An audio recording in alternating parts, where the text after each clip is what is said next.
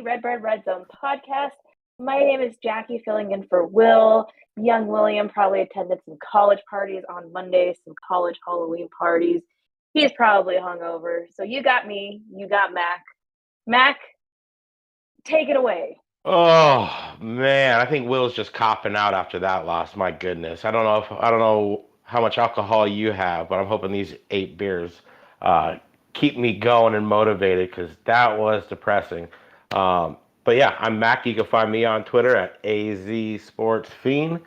That's FIEN, and it's Will's loss, your guys' gain, because you guys get almost an hour of Jackie and I exclusively. So let's get it. Thank you guys for joining us on YouTube. If you guys want to comment, have any questions, feel free to do so, and we'll get to those. Yes, I will be in the comments answering your questions and then working it in with the show. Real quick before we get into the good, the bad, and the ugly, what are you drinking tonight? Oh, I gotta watch the figure, so I'm going with the Michelob Ultra, the slim can. Yeah, that's the way I'm getting down after getting free beer over at the Suns game yesterday. I did not realize our seats were in the free beer section. So it was a rough morning, but now I'm cracking open the first beer as we speak. That gave me the chills. Ooh, What do you got? What do you got tonight? I've got a Hershey chocolate porter. And Ew. then following this up with it's called Office Party. It's a holiday stout, 6.8 alcohol percentage. It's like Christmas in a bottle. I love it. This is my favorite time of year for beer. Mom's medicine, right? That's what we need after that Cardinal game. Where did you watch the game? Were you able to? So I work on Sundays. This was an earlier game, so I had to watch the entire thing at work. I had a battle between bad internet connection plus like people bugging me for me to do my actual job. Like, look away. That's annoying. But I did get to watch. I'm really slow on Sundays, so I did get to watch I love a lot of it. tuning into your guys' after show. That kind of lets me kind of decompress a little bit. So if you guys haven't tuned in to Jackie and Joe's show, post He's game in the chat Cardinals. here too. Shout out Joe. Yeah, appreciate you for jumping on here. Do so. They're the best in the biz. After the games, it's nice to kind of. I know you could hear the frustration in all three of your guys' voices. It's like you guys didn't always agree with each other, but at the end of the day, it's kind of how we feel here today. But we have a brand new week ahead of us, and redemption against Seattle is hopefully what is going to take place at State Farm Stadium on Sunday. But as for that game, it just seemed like it was more of the same. More penalties, shooting ourselves in the foot, not being able to convert. The defense getting a little bit leaky right now with the running game. The Vikings were able to put up 170 rushing yards, which is never a good sign.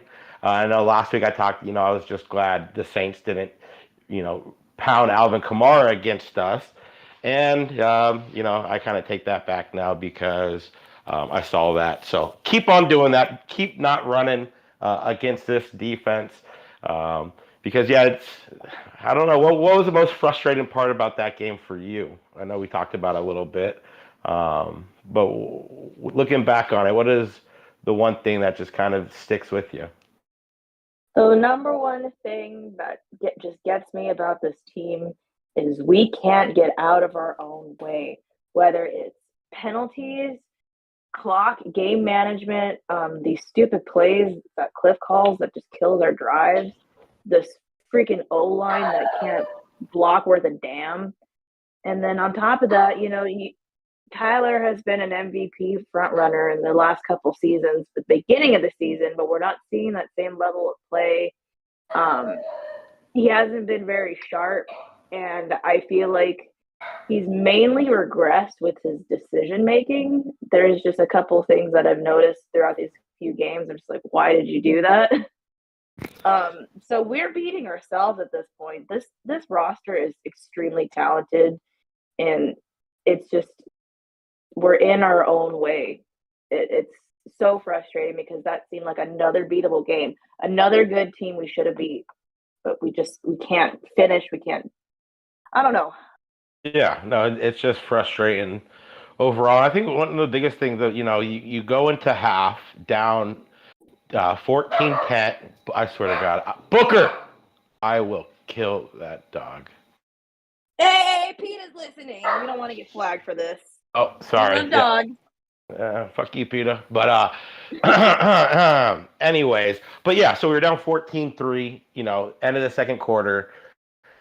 We need a field goal to make it a one possession game. We end up coming down and scoring the touchdown. Shout out D Hop, one-handed catch. That guy was got 22 catches in 2 games now. That Jesus Christ, that's miracle worker. But aside from D Hop, you come out of half, you get the ball, and right off the back, you have back-to-back holding calls by Trey McBride. And that right there forces you third and a mile. Right off the bat, it was like second and a mile. Do a couple more screen plays because that's our MO.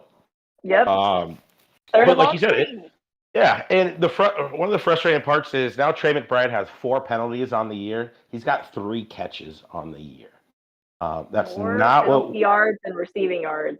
Yeah, God, and looking at this team has with the injuries stacking up just seemingly everywhere. Especially in the interior, offensive line, defensive lines. It just seems like you said, we can't stop kicking ourselves in the foot. We're getting plays in late, seemingly every play. Did you see Isaiah Simmons snap? Yes, and I love that. I will take that any day of the week. Yes, yeah. Yell. Let them know you're frustrated. Yeah, get the play in and let these guys have a chance to kind of utilize everything ahead of them. When you're getting plays in, so late, and then we saw Billy Price back-to-back weeks have a bad snap. He snapped it when no one was ready. So you got guys in there who are second, third string, filling in, and it's imperative that you kind of get all on the same game plan. And right now, it's the same thing that we've seen from week 1. Here we are at week 8. We're still bottom of the league. I believe we have 52 penalties on the year, which is 5th worst. And that's just seemingly another, every single year, it's the same thing. Rondell Moore, how many catches behind the line of scrimmage did we see him have? And then he gets two catches beyond the line of scrimmage, and he gets over 63 yards. Over 60 yards on those 2 catches with that score. It's like, why did it take so long to move him from 2 yards behind the line of scrimmage to, even if it's 5-10 yards downfield, to get the passes, even on those 2 catches that he had where he got 25 yards and then 38 for the touchdown with Patrick Peterson hanging on him for dear life. His average depth, Rondell Moore's average depth per target that game, because of all the screenplays, was 0.7 yards, less than a yard on his average depth.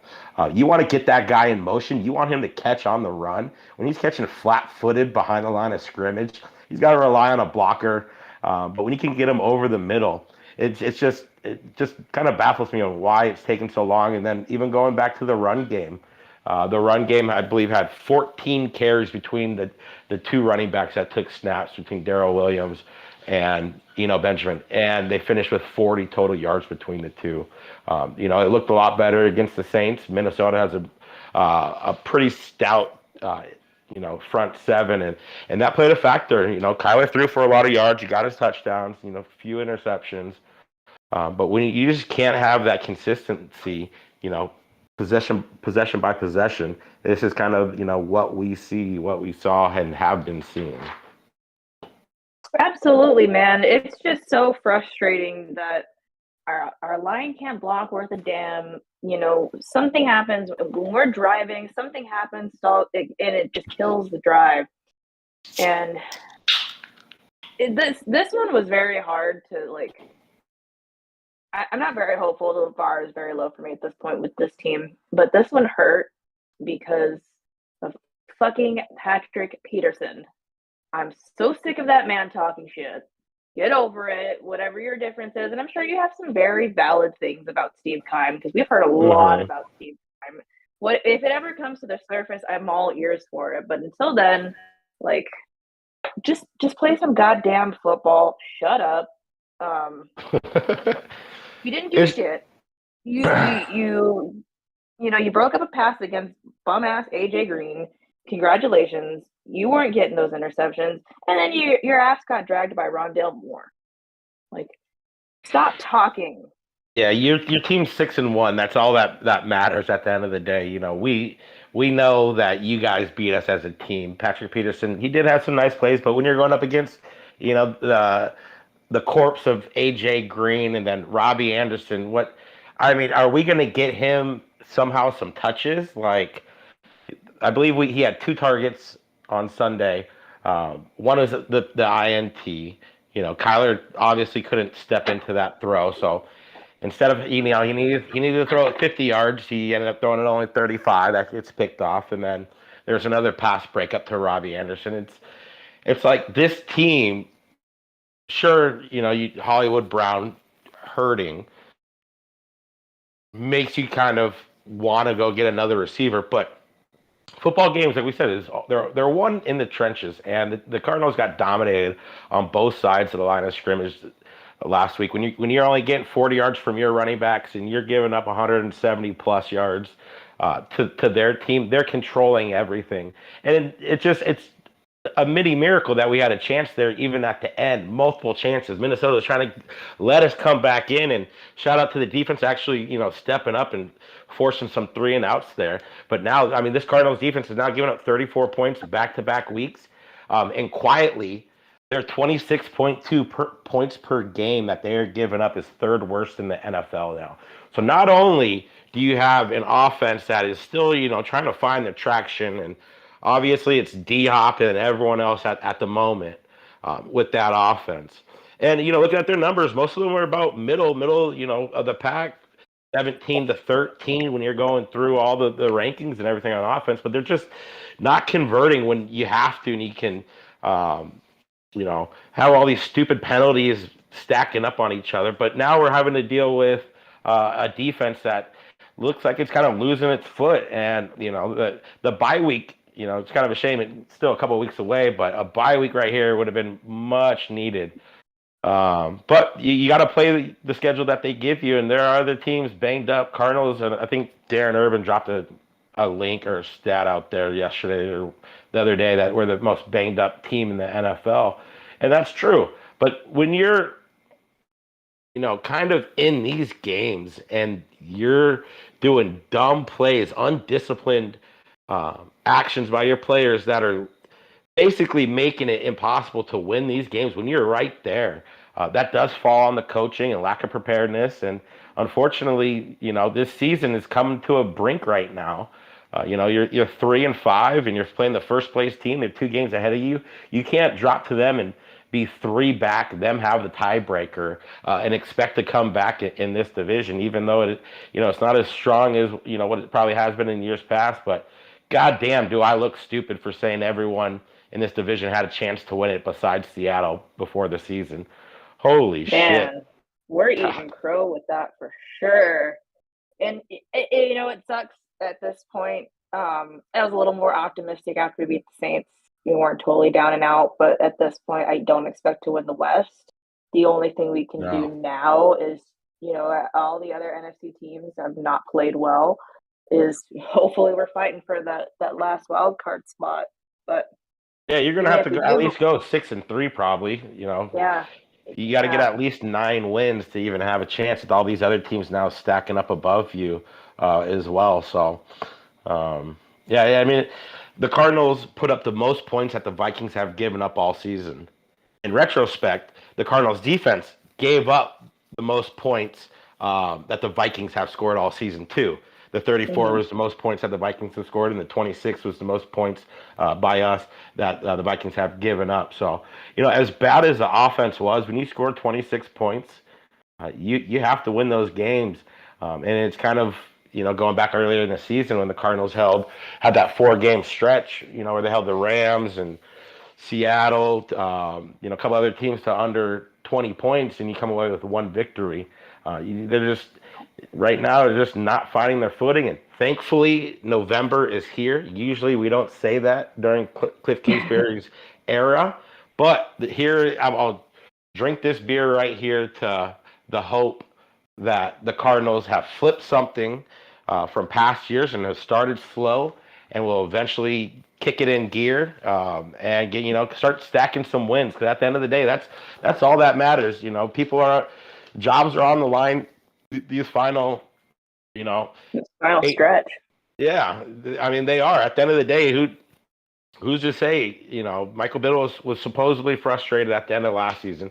It went dark for a few days, and then all of a sudden he gets these contract extensions. Who knows what the hell Michael Bidwell is thinking? Because it is embarrassing, and this Cardinals fan base is fed up. It's kind of like we're a laughing stock, and this started, at the beginning of this calendar year when the season ended. It just seemed like the off season started off on a bad note right from the beginning, and it just seemed like they got worse and worse and worse. And here we are, and it's kind of a microcosm of kind of where this organization is at the moment. And it's frustrating. At the end of the day, you're 2 games back, and you play the number one team in your division. So I will hold out my, this season's over with. If this 4-game stretch here against all the division teams, or I guess would it be 3-game stretch? Excuse me, against all the division teams, you got to go at least 2-1 here and beat Seattle. You do that, you're right back in this shit show of a division. Yeah, mathematically we're not down and out. It's just a loss like that just kind of takes the wind out of your sails with the optimism.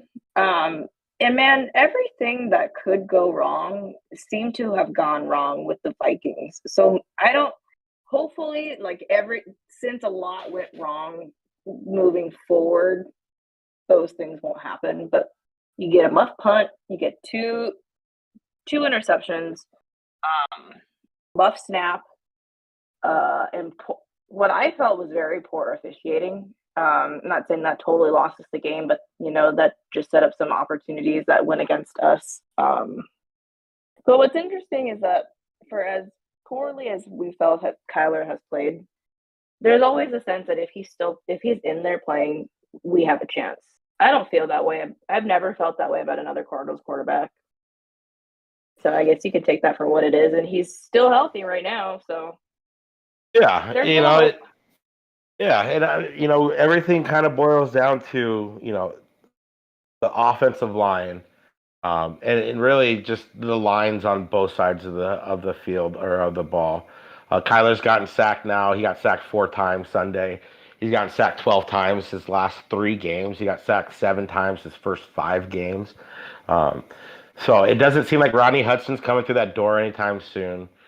No. I thought, Cody Ford, I thought he looked a lot better in his first game. I don't think anyone really looked great up front this last game, but these guys are going to have to buy in. They're going to have to give Kyler some time because, looking at the next gen chart for Kyler, he had 26, I counted 26 passes that were 5 yards or less from the line of scrimmage. When you have an offense like that, you're really easy to go against. So if this team can't run the ball and, these DBs aren't worried about you having to go deep, and it did seem, in the second half when we were moving the ball, D-Hop caught a couple passes down the sideline that moved the chains, with ease. Like we said, in Rondell Moore, I believe D-Hop was the only wide receiver to get a catch beyond the line of scrimmage in the first half. I was watching that. I was fucking, yeah. So I had a few beers in that first half, so that might not be. But I swear to, I did not see, even when looking back, and I wasn't able to watch the whole game on replay. I usually like to, but I was able to watch the second half, and just noticing, the difference when we are able to attack downfield, even if it's not, a home run every time, even if it's these 15-yard passes, it opens up the defense. And with this offensive line, anything will help to get this front seven and all these DBs, a step or two back. You got to have the running game going. Eno and Darrell Williams should complement each other well enough to be able to produce more than 2.5 yards or whatever it was per carry on Sunday. So moving forward, this team has a lot to work on, and it was just disappointing how they weren't sharp coming off that 10-game stretch between Thursday and Sunday. I was definitely hoping for a lot more. I will be the first to admit I didn't feel like losing Chandler Jones was that big of a deal. I felt we had a lot of young guys who can come in, kind of step up, and somebody would step up, and that just has not been the case from a pass rush perspective. The Cardinals have three guys who have two or more sacks this season. Um, Zaven Collins is one of them. He got both of those in one game. J.J. Watt and Zach Allen are the other two. So when you're not getting sacks from guys and nobody on this defense has more than one interception, those go kind of hand in hand. You kind of see why when looking back at it, that the Cardinals defense is now, giving up the third most points in the NFL per game at the moment. So it's frustrating. It would almost be more frustrating if it was just one side of the ball, or it would be less frustrating if it was one side of the ball. But right now, both sides of the ball kind of not finding their stride. It's gonna be an interesting Sunday, and hopefully, Cardinals fans show up and shut the fuck out of these Seattle fans who are gonna hop in there because they have a winning record for the first time in a few years now. So I do expect a lot of Seattle fans, but that's just the nature of the beast when you're living in Arizona.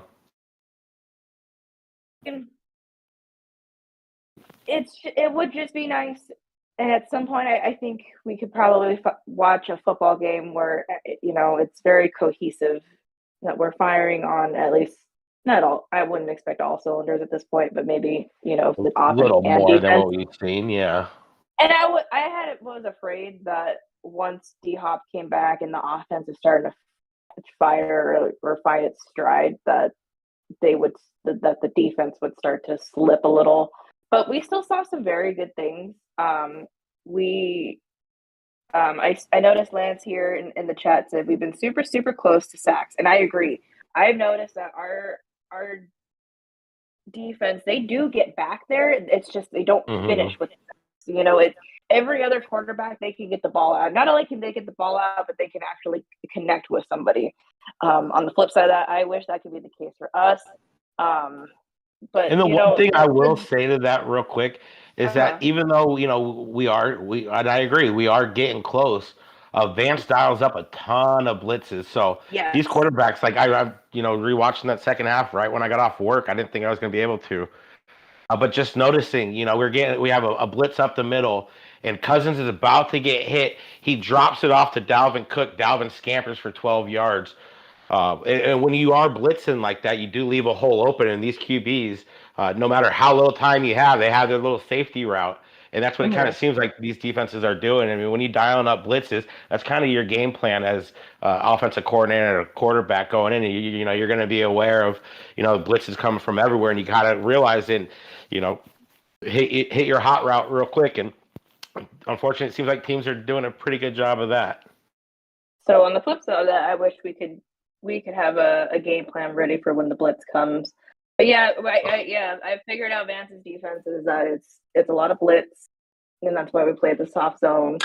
But Isaiah Simmons, I've seen a tweet from a Arizona sports page that does writing, saying something to the effect of he's a bust. We need to. Oh yeah, we won't mention that fucking page. Fuck that page. We won't. Jesus. I'm not going to mention that page.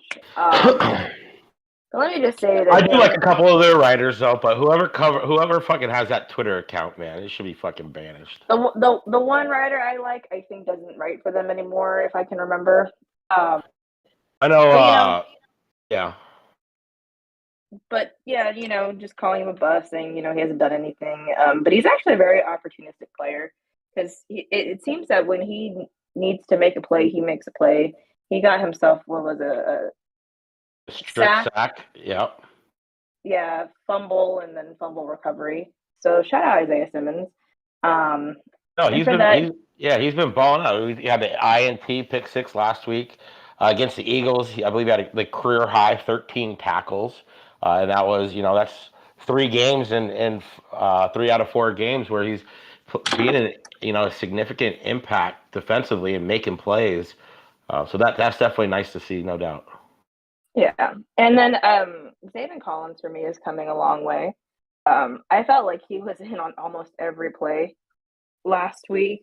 Um, and I'm really glad that I'm eating crow with that. I called him a bust at one point. So there were some positives in this game. And, when we got driving, we got driving. And then that, at the end of the game, we just kind of ran out of time. So that's another frustrating thing is, those Yeah, wasted timeouts. and yeah, exactly. You have no fucking timeouts. When you keep wasting them in the 4 minutes into the third quarter. Oh, like I feel like I have been one of the more positive Cardinal fans on Twitter. But shit like that, like I'm gonna give you the benefit of the doubt early in the season. We're at the midway fucking point here. Stop fucking doing this same shit over and fucking over. Jesus Yeah, Christ. take the damn delay a game. Jeez. But Fuck, when you're down in a figure game, it out. yeah. Yeah, timeouts are so fucking valuable. And Yeah, then I we were mean, never down and out. That game was very winnable. There was plenty of opportunities to come agreed. back. And even when they scored a touchdown, we get the ball back, and then Kyler throws that deep ball, that pick. They came down and scored, and I believe they made that a two-possession game. And right there, you're like, ooh, what's going to happen? Cardinals fucking drove right down, and that's when they opened up the offense a little bit. D-hop twice down the left side of the field, and then a nice touchdown by Zach Ertz. It just seems like when it's desperation mode, that's when we're running the fucking offense. That made us kind of where we got last year. I mean, aside from the run game, when you have no run game like that, you you need to be a little bit more creative than sitting back and throwing behind the fucking line of scrimmage. So it was nice to see that in the second half, but god damn. Yeah. To your point, we weren't ever out of it. I believe we went down twice, 3 times by double digits, and all 3 times we came down and made a game of it. And 2 of the 3 times, I believe we scored back-to-back touchdowns after that. So we came back and we were right there. That is one of the most frustrating things when you're right there and then you're just seeing sloppiness and kicking yourself and shooting yourself in the foot. It's at a point it comes down to the coach making sure everyone's prepared. Good teams aren't always dysfunctional. Run up to the line of scrimmage, and these good teams they are saving their fucking timeouts when they're losing in games. So, oh, I agree with you Yeah. there. But, so seeing that kind of effort and knowing the competitor that Kyler is, and now we've got D Hop, and hopefully we can get Robbie Anderson involved because, man, had Kyler been able to step into that throw without getting hit, he would have been Yeah. gone. He burned Oh, everybody. fuck, right? I thought it was too, and then it looked like it got kind of caught by that fucking wind of the AC inside the fucking Metrodome, or the fuck it's called now. But yeah, you watch the replay and just wasn't able to step into it. And it sounds like Bo Bobbles sent a message. Shout out Bo Bobbles, our editor. Give you a little shout out here. You've been good. You've been showing up on time last month. We're proud of you. He said Cliff said he's going to force feed Robbie a little bit this week. Oh, fuck, they better. I mean, this is your one really trade deadline acquisition. You need to get him a little bit more involved one way or the other. And when AJ Green's out there out snapping him by, whatever fuck it was, 20 fucking snaps, that it just doesn't sit right with me. I mean, what has AJ Green shown at all this year, aside from the 2-point conversion? How many drops? How many times has he's been not very competitive going up to even try to high point a ball? Back in his prime, man, he was fucking a force. He'd go up there with the best of them and come down 50-50 balls regular. And that's not who he is anymore. Good for him collecting a fucking paycheck, but yeah, we need to see a little bit more from Robbie Anderson this week, and hopefully we will, man, because this team needs a jolt, and he could be the guy. I mean, only 2 years ago he had 95 catches, so there's still some juice in those legs. Like you said on that deep pass, he burnt that fucking secondary over the top. So hopefully we get to see it before it's too late, because at this point, I mean, it's really now or never moving forward. Yeah, that's why I'm a little optimistic about maybe we can try to steal a wild card from somebody. We can maybe catch fire. I'm reading the comments in the chat. Lance had brought up a good point too, and I had wanted to mention this, but he says the deep ball is being taken away by defensive schemes this year for all teams. So he has to use the scheme to his advantage. Take what the defense gives him, reading defenses and studying film, which is true. Last year we saw it with Mahomes. He was getting a lot of he was throwing a lot of picks, and what it was teams were playing a lot of high safety. So a lot of defenses are doing that this year. So a lot of teams on offense are struggling. It's not just us. Of course, Oh, we think we just beat us. and I agree. I think the most frustrating part is just Rondell Moore. You can't just let him sit behind the line of scrimmage though. You got to get him in space with his feet moving, catching the ball on the run, and that's when he's the most dangerous. So it's not necessarily even the deep passes. It's finding the area below the safety with Rondell, and when we had Hollywood, we just didn't see that between the two of them, and so hopefully we can see more of Rondell like we did in the fourth quarter. Finally get used a little bit more than what he has been. I mean, we just said his average depth of target. I don't care what they're giving you. When someone with 4.2 speeds, average depth of target is 0.7 yards per target.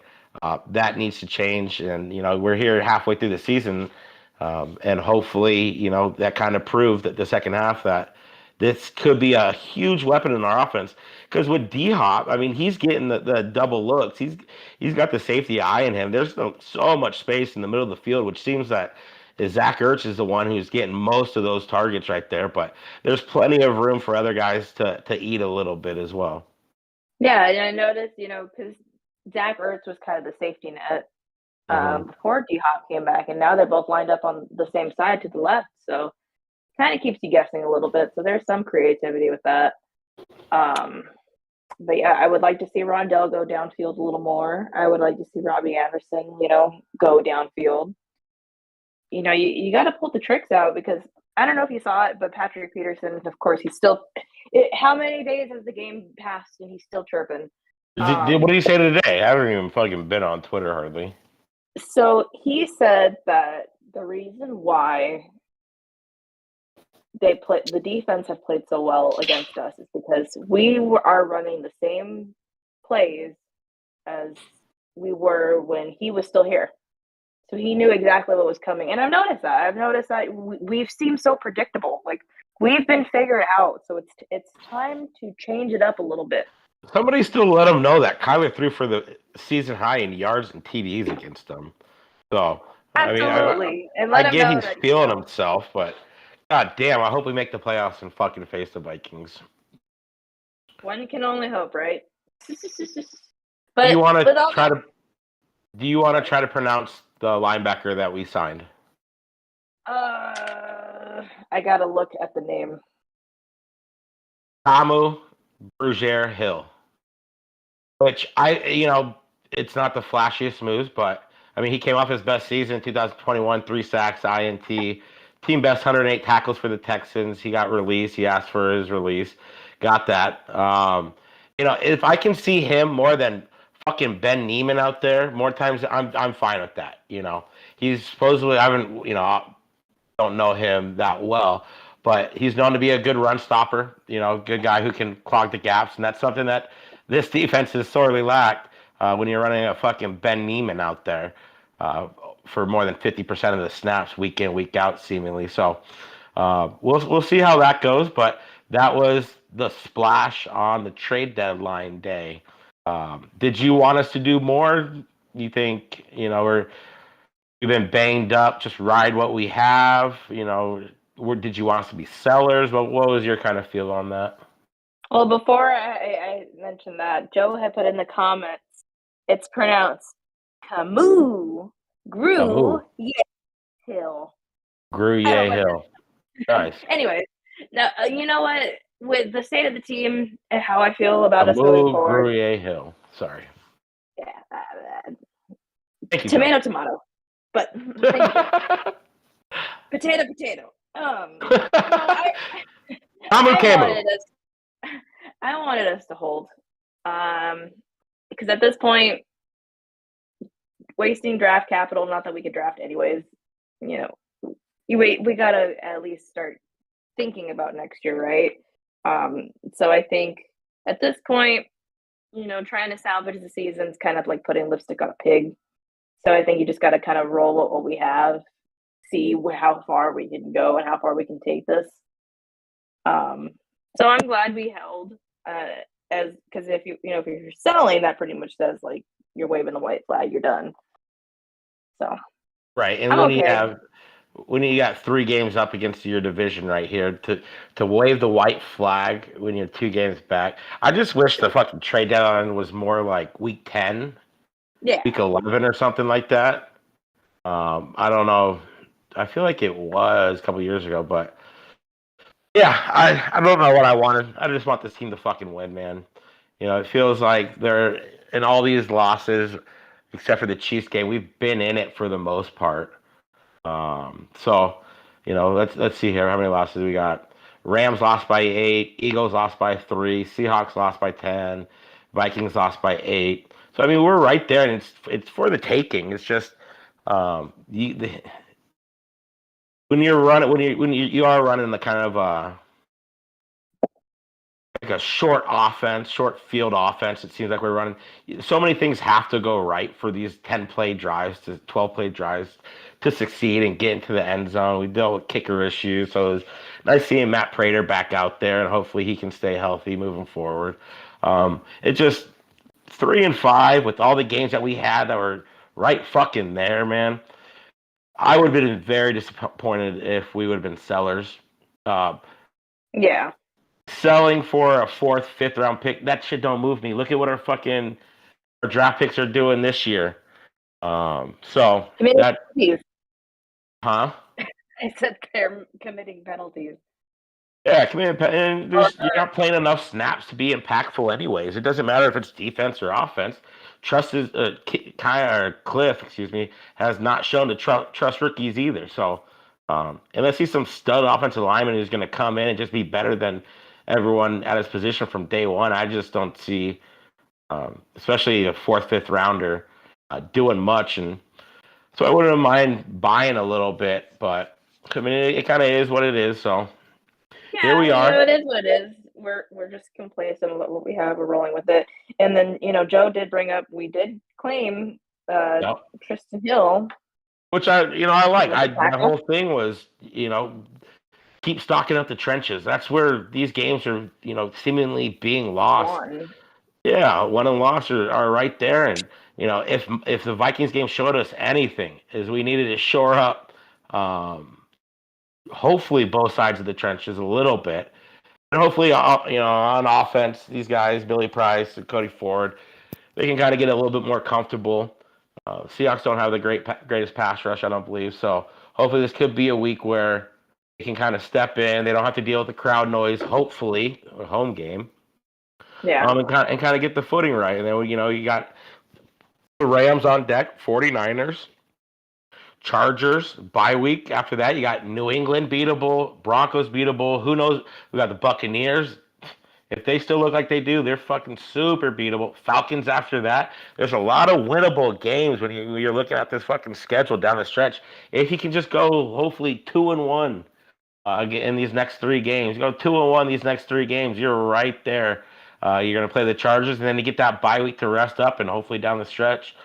Maybe I'm just a hopeless optimistic, but unless I'm just not someone who's just gonna wave the white flag. I'm sorry. Grew up with fucking 1990s Cardinals. That's just not who I am. It's fucking halfway through the season. This is, ride or die right now. You're either with us or you're against us. So, I'm still riding with this team. As frustrating as it has been, I feel like I said, I feel like I have been super positive, trying to, look forward to a season as a whole instead of just bits and pieces of these games. But it's now or fucking never, Cliff. Let's go. Let's fucking go. Yep, and until the wheels fall off, man. Is as long as we have Kyler Murray and we have DeAndre Hopkins, I think that we can make a splash. And at least at this point, if we're not winning at all, if we're not winning the Super Bowl, play spoiler to some teams, ruin some days. Just like the what was it, 2003 when we knocked the Vikings? Vikings out of the playoffs? Oh yeah. Yeah, Oh yeah. that Nate knocked them Poole. down. Yeah, Nate Poole. So yeah, if we could play spoiler like that to some teams, why not? Whatever. But with all I'm that still being not said, losing hope, baby. Playoffs, 2 games out. I mean, this Sunday is it, right? Like it's this do Sunday or is a die. playoff game. This is the Week 9 playoff game. I feel like uh, you go 3-6, and you're going into LA, and then you got the Rams on deck, who look pretty fucking good with Christian McCaffrey. I'm not gonna lie about that. You're gonna, 3 games back, you're gonna be in a load of trouble, and so it all comes down to this Sunday, and I'm fucking amped. I might fucking be there in attendance. I went to the Suns game yesterday, going to fucking the Coyotes game, checking out the new arena tomorrow. So I might have to make an appearance downtown in Glendale, downtown Glendale. Get in there. Last time we went to a game, we won, so I got to bring those good jujus. Mm-hmm. Hopefully, All hopefully. right. Before we get into pick'ems, I do have to award a big dick player of the game. And my big dick player of the game is, of course, the one, the only DeAndre Hopkins, who has now had 200-yard plus receiving games. He got his first touchdown, which was a beautiful one-handed grab. And he might be on pace for a 1,000-yard season, having missed 6 games. I hope so. At this point, let's just say, we're out of playoff contention. I just hope at least everybody can pad their stats a little bit. I called out some fucking fantasy football expert guy this last week for fucking saying he thought DeAndre Hopkins would be a fringe top 30 wide receiver coming back. And No. PPRs, which, I mean, if you get a lot of catches, and obviously that's a good thing. And the way the Cardinals offense is constructed, that first week with D Hop getting over 60% of the target share, like, what are you smoking, guy? And then he comes out this week for 12 catches, 150, whatever, a tug. I messaged that guy. I don't think I heard back anything from him, though. But I need that motherfucker's job. Whatever his name is, he just put NFL at the end of his at. Yeah, I can do that too, bud. Okay. Go fuck yourself. I just want to Yeah. get that off the chest. Yeah. All right. So I failed, and I just realized I did not even fucking look up pick'ems. I have, I win. I Just say I win. Why not? unfortunately, if we're going off a tiebreaker, I would be fucking Will, just because he's the only one that picked Minnesota. But He's I'll not here. yeah, I didn't even fucking. I failed. Look at that. God. Oh, you guys paid me so much money, and I just over here failing at the simplest task. I'm sorry. It's all good, man. Are you ready? Yes, ma'am. All right. We've got your Thursday night game, a stinker, if you will, because I think this team is going to blow out the other team. You've got your Philadelphia Eagles and your Houston Texans. Who you rolling with? I was trying to think of like a Philly accent, but we'll just go. Always Philly. sunny in Philly, baby. Yep. Gotta go Always sunny Philly. in Philadelphia. Yep. That Texans offense is anemic, and the defense ain't much better. So, Philly. Bobaba's got Philly as well. Let's roll. Let's roll. Kicking off your Sunday slate at 1 p.m. Eastern Standard Time. You've got the LA Chargers and the Atlanta Falcons. Who you got? Gotta go Chargers. I know the Falcons are somehow in first place right now, but Chargers coming off a bye, and they kind of get right a little bit. I am also going to go with the Chargers as well. Oh, Bob was going ATL. Okay. I feel you. ATLians, huh? All right. We've got Miami Dolphins and the Chicago Bears. I mean, you gotta go Miami. They're going for it. Good for them, man. Good for those fucking. If you're a diehard Miami fan, good for you. You get a team that's gonna fucking try to go for it. Adam Bradley, fucking Chubb. So They flipped Trey Lance for what? yeah, Bradley yeah. Chubb, My brother was Tyreek fucking telling me Hill. that. Read it off. Who was it for again? It was Bradley Chubb, Tyreek Hill, and I forgot who else. Jalen Waddle? Yeah, yeah, that's who they got for fucking Trey Lance in that trade. Jesus Christ. Jesus Christ. It is. You know what? I'll give it to San Francisco, man. They're a well-coached team and all that jazz, but, man, their GM sucks. Yeah, go fuck yourself, John Lynch. Yeah, that's who it is. Fuck off. Anyways. I mean, yep. Who do you got? Miami, obviously. Yes. Same with Bo Bobbles. All right. We got a cat fight. Or Bob Abels, or who knows? Bob Abel. We got a cat fight here. We got the Carolina Panthers and the Cincinnati Bengals. Gotta go Cincy. I mean, I don't know. They're looking a little thin without Jamar Chase, but yeah, I'll go Cincinnati. Yeah, that was pretty embarrassing Monday night, but yeah. At least they didn't totally get shut out. Wait, who's Bobby pick? He is going with the Bengals.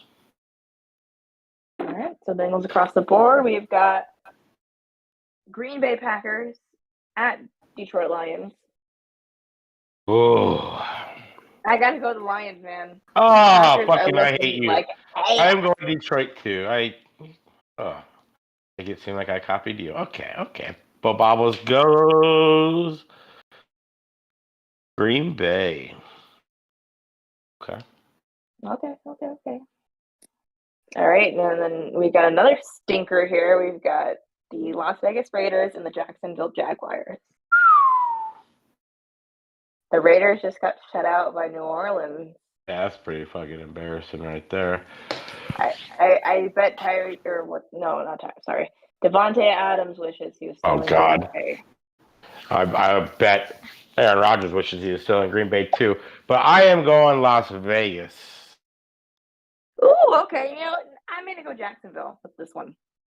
And so is Bo Bobbles. Thank you. Who just acquired Calvin Ridley whenever he comes back from being a degenerate gambler.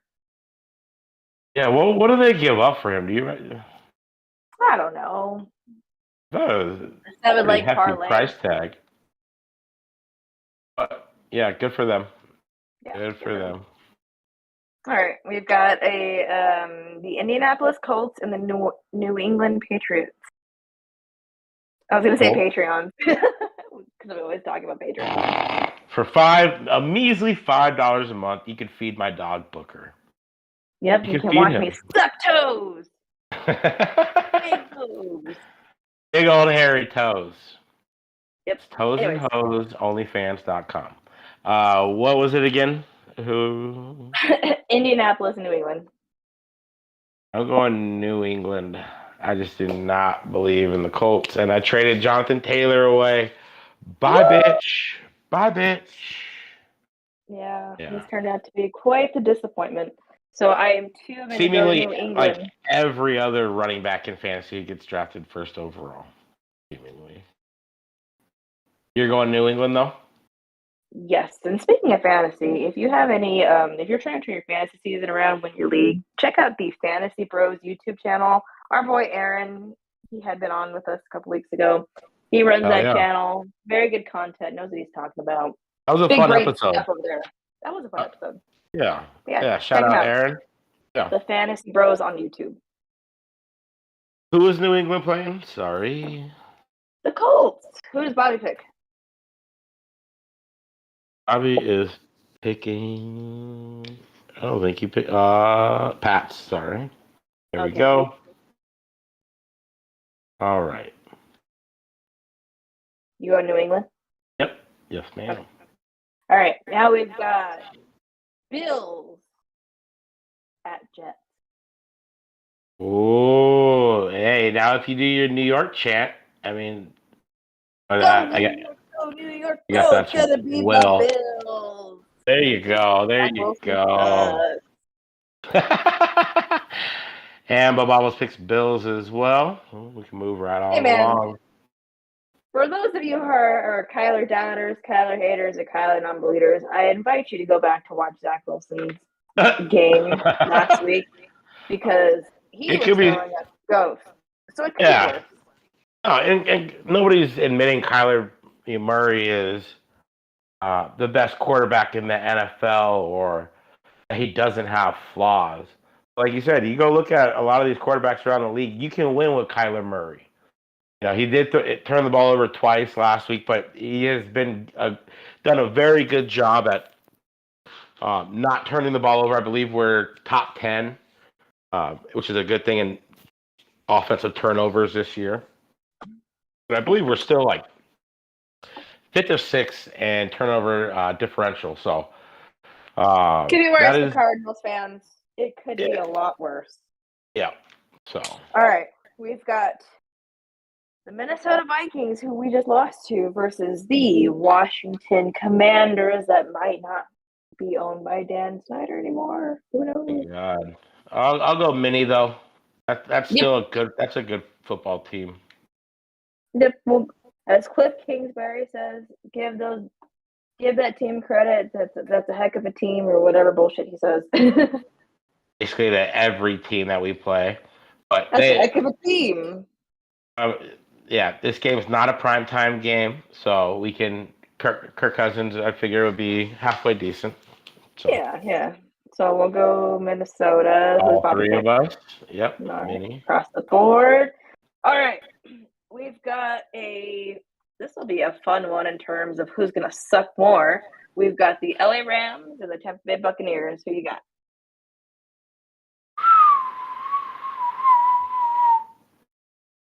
You think that would be a good game heading into the season? I'm going to go Tampa Bay for the mere fact the Cardinals gain a game on them when they win in Seattle against Seattle. Can I just say I feel like Will kind of brings us together. We don't have anyone to make fun of here now, so sheesh. I know we don't have a resident pessimist on staff, so yeah. I hope he's enjoying watching his wrestling while we're over here slaving away talking about the amazing Cardinal Football Club. Yeah, we're bringing you quality Cardinals content. I wish I was in college hanging out, fucking getting drunk, doing college things. No, for fantasy purposes, I'm gonna go with the Rams. Fantasy? Who the fuck you got? Super Cup. You like that cup stuff, huh? Yeah. Rams. And you can see that on Jackie's OnlyFans page for a low payment of $10 a month on our Patreon. You can see her do cup tings with cups. All right. We've got your Sunday night football game. This might have been a good game last year. This year, not so much. We've got the Tennessee Titans and the Kansas City Chiefs. Oh, I'd still go on KC. I think they're fucking they have the same record, and I believe they're almost like 10-point favorites. I'll take KC either way, though. Even though Derrick Henry looks like a fucking monster again, which he is. Yeah, fantasy purposes, I hope Derrick Henry does phenomenal, but I still feel like it's going to be Kansas City. Kansas City is they're just a really good team. KC across the board, so Bo Bob will pick them as well. And then we've got the Monday night game. This could be a stinker. It could not be a stinker. We've got the Baltimore Ravens. Baltimore Ray. Yeah. No. Ravens and Saints. Who you got? Ravens and who? The Saints. Ooh, I gotta go Baltimore. Shout out Sanders if you're listening. Hi, Sanders. I'll pick I'm also going Baltimore as well. Yeah, but Bobbles is doing the same thing. All right. With all of that brings us to your Arizona Cardinals versus the Seattle fake fans, bandwagon, been here since 2012, haven't left because even though Russell Wilson's gone, Seattle Seahawks. Who you got? Ooh. I kind of say fuck Seattle, Fuck Grandpa Shoes. Fuck DK Metcalf. Tyler Lockett all I the like way. Geno Smith, but Seattle fans can go fuck themselves too, man. They're annoying as shit. Uh, so with all that being said, hmm, I'll let you start it off. Bro, Bobbles is picking Cardinals 30-27.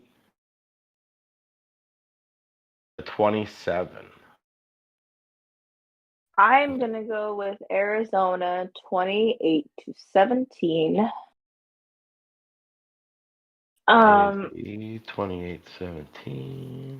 yeah, because we've seen Okay. this team before. I think we get it right. I think we just got embarrassed, and we're at a turning point in the season where we're looking ourselves in the mirror, and Hard Knocks is gonna be premiering next Oh Wednesday, in God, fact.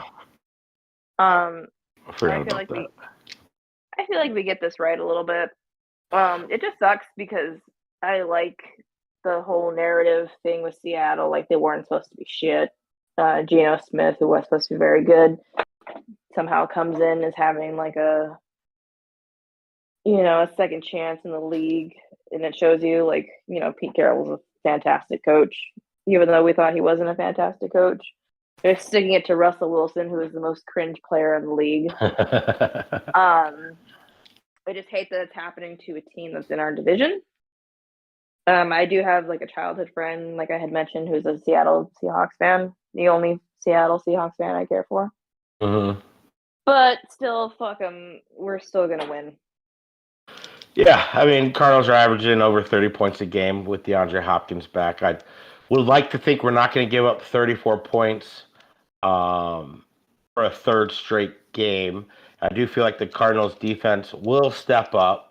Whether the Cardinals offense follows suit, that would be remain to be seen. But I mean, we have put up over 30 points average last 2 weeks, so hopefully good things are on the way, and we can get that running game shored up. Offensive line can hopefully look more like they did against the Saints than they did last week. So I am gonna have to go with the Cardinals averaging over 30 points. We'll go AZ 32. And call me fucking crazy, baby, but it's November. Seahawks 16. We're finally gonna fucking beat a team by kind of like a laugher a little bit. This would be a type of week where if you can have like a kind of a game where you win kind of comfortably, it could kind of set the tone for these next couple weeks coming up.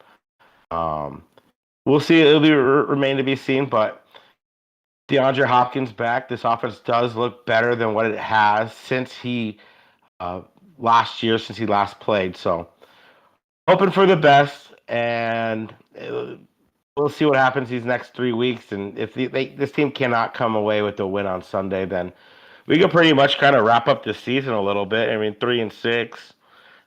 You're really probably not going to go anywhere at that point when you still have to. A lot of teams ahead of you. You're going to have about 8 teams, I believe, ahead of you in the wild card. Maybe not that many, but so it's a must-win game. Don't let anyone fool you with that. So Absolutely, man. 32-16 Cardinals, and hopefully this defense Okay. can create some turnovers. Like I said, nobody on this team has more than one interception so far this season. Only 3 players have at least 2 sacks. Hopefully, we can get that going a little bit. I know Myjai Sanders had a great game against Seattle last time they played. So hopefully they can get him going against that left tackle again, and we can see a little bit more from him because he's kind of been a little bit non-existent the last 2 weeks, even though he's still getting like minimal snaps. But that offensive line is still a line that we shouldn't have to dial up pressures to get pressures necessarily. So we'll see how it plays out. But yeah, that's all I gotta say about that. I wish this was a better mood episode. Like this is kind of a downer. After wins, I feel like we are, Those are the episodes of this show that I listen back to because I'm like, man, this was fun. Of the ones we won. Yeah. yeah, we're a lot funnier. We're a lot of fun when we win. But Yeah. I think we got a couple good rants in today, so Yeah. We thank you guys, and if you guys do listen, and please definitely follow Jackie on all of her pages and everything like that. But if you guys aren't subscribed, please do. We appreciate it. I know we don't do this for money or anything like this. You know, we've been fans for a long time. And kind of wanted to put a different little spin on a podcast, and so grateful that Jackie's able to join us. Because at one point it was just Will and I think we just fought on here fucking constantly. So, so I would definitely appreciate everyone tuning in. We're gonna be better every week. So, thank you guys. Like, subscribe, do all those things. Follow Jackie on OnlyFans, Toes and Hose. Yep. // Toes and Hose, and follow them back too. Who was your little dick player of the week, though? I don't think. Why are we? Yeah, there. I did have a little dick player of the week. Of course, it's the Cardinals. It's the Cardinals. Of course, there's always one. Yeah, no. Trey McBride, come on, man. Oh, two back-to-back holding penalties. Get the hell out of here. The Rook. Yeah, I mean this team does miss Max Williams so bad. We saw last year when he was healthy as well. This running game flourishes because Zach Ertz isn't a good fucking blocker either. No, he's not a good blocker, but Max is. So let's maybe consider, just shutting down Trey McBride, maybe bringing up Max. Yeah, I don't know what's going on with that whole situation. I don't think I've heard anything recently or seen anything on there. But if you're kind of that pro raid that we talked about when Cliff got into the league, where he does like running the ball. He likes establishing the run. But when we're losing, you can't really do that as well. But Max Williams played an integral part of that. So I don't know where he's been at. Hopefully he's been okay, because I know before we released him and he came back on waivers, he was still getting some snaps out there. So it wasn't like he was like hurt. So I'm not exactly too sure what's going on with him. But yeah, when you're replacing him basically with a rookie Trey McBride, and I was under the impression McBride was, kind of more ready in the blocking game than the passing game. But right now, it just kind of seems like this whole he's getting kind of a rude awakening this first year. And I don't know if he needs a bye week to come here, kind of get settled down a little bit. But what we've seen from him has been very disappointing. Probably one of the more disappointing things to come out of this season, because when the pick happened, we were all like, what the fuck? A tight end? Mm-hmm. We were like, oh, the benefit of the doubt, best tight end in the fucking draft. I'll give that to Isaiah Likely for now, that for the fucking Ravens. That he's a fucking stud. Who we were linked to at one point, but yeah. So I mean, it stinks, but then again, like, no second rounders come in here right away and play anyway. So whatever. Yeah. At least he's getting some fucking snaps, and hopefully it's for the best down the road, which it should be. Yeah. But with all that being said, thank you everybody for tuning in and participating in the chat. This has been another episode of the Redbird Redzone podcast, and we are out. Bye.